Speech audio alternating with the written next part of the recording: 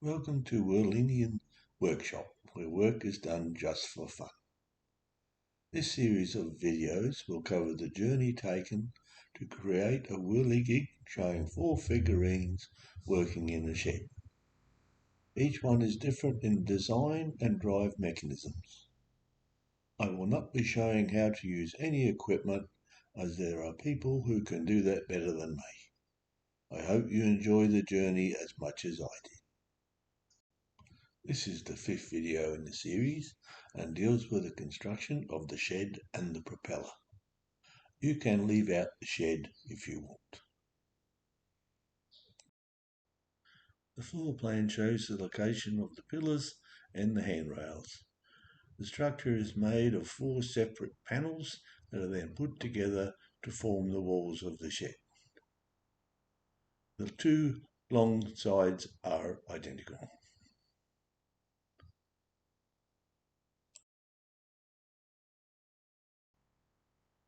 One end has a doorway,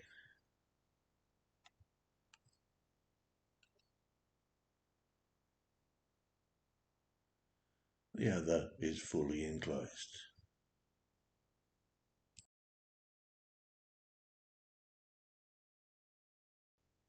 We now make the perimeter by screwing the 4 sides together.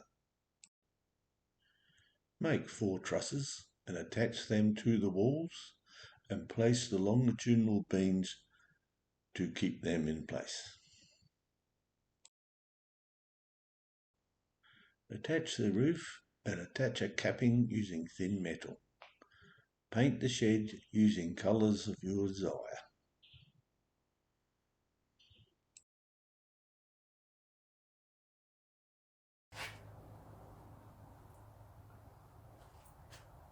We're now going to make our propeller.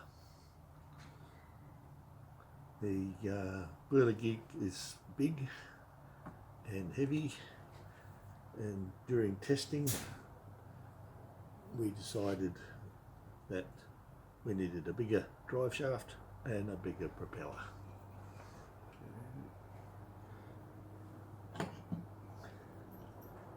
The drive shaft is now a 1/4 inch steel rod, and our connector is showed in making in a previous video. So this is our 8 blade hub. Just mark it out. I wanted to make them thick, so cut this out, 2 lots of 12mm, glue them together, and you've got your 24mm, and you just cut it out on the bandsaw.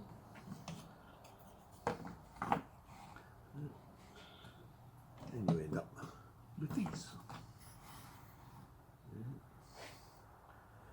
The thing about them is that you can have propellers that go anti-clockwise and propellers that go clockwise.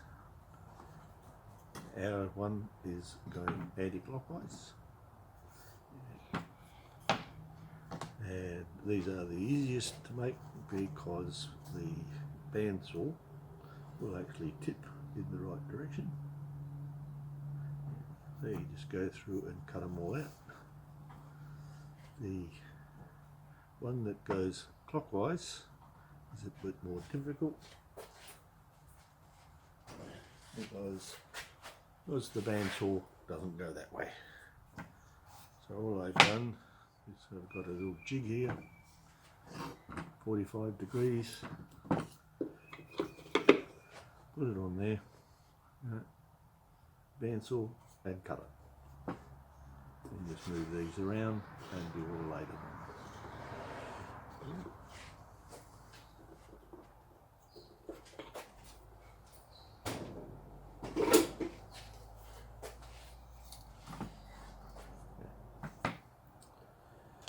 Before we do anything else, we need to fit our little mechanism to actually hold the propeller on. This is quite easy.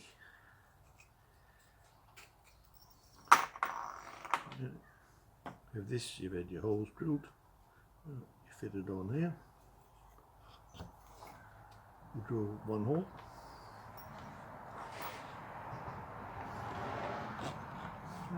put that in there, and you drill the other hole. That's now put our connection. So we can take this out.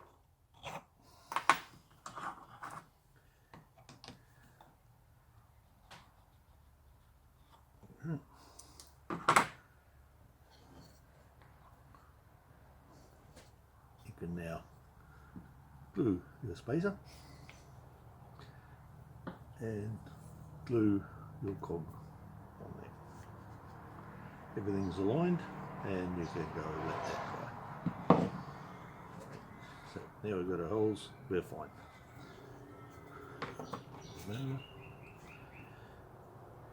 We've now got, we're going to make big blades. You can make them any size you like, but for this demonstration we're just using these. Each one has got a hole drilled in the end, and this is to assist with keeping these straight and matte when you glue. Now we do that. We just take one of these, place it on here, like so. Get it in the right place.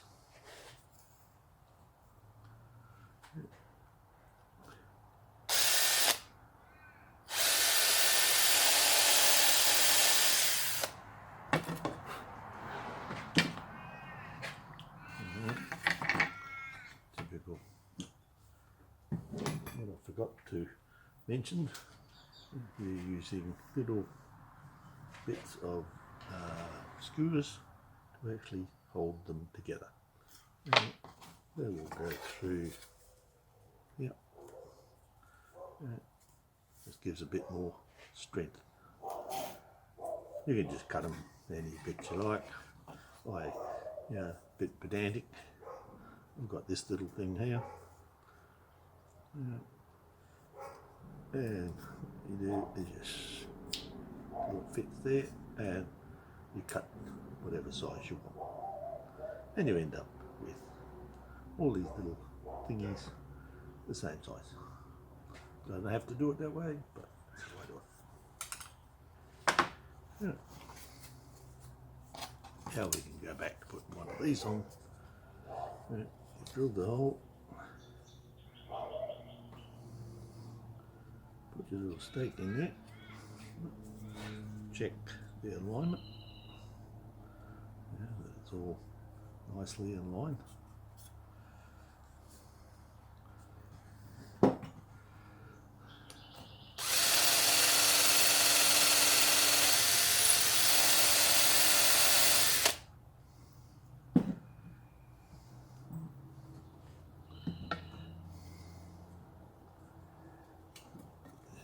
And that just holds it there. You can then glue that.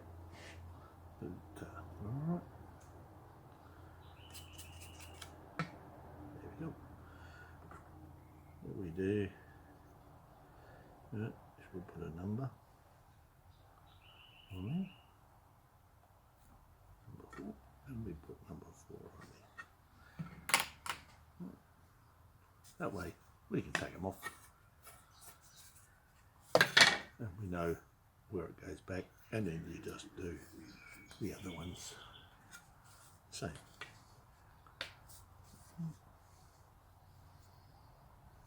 And that's it. This is the one we're using, and you can see it's all been glued, holes have been made, and just a matter of sanding these back and painting it. The next video in the journey is about the mounting used. If you have any comments on how I can improve my presentation, please post them in the comments. Thank you and have a nice day.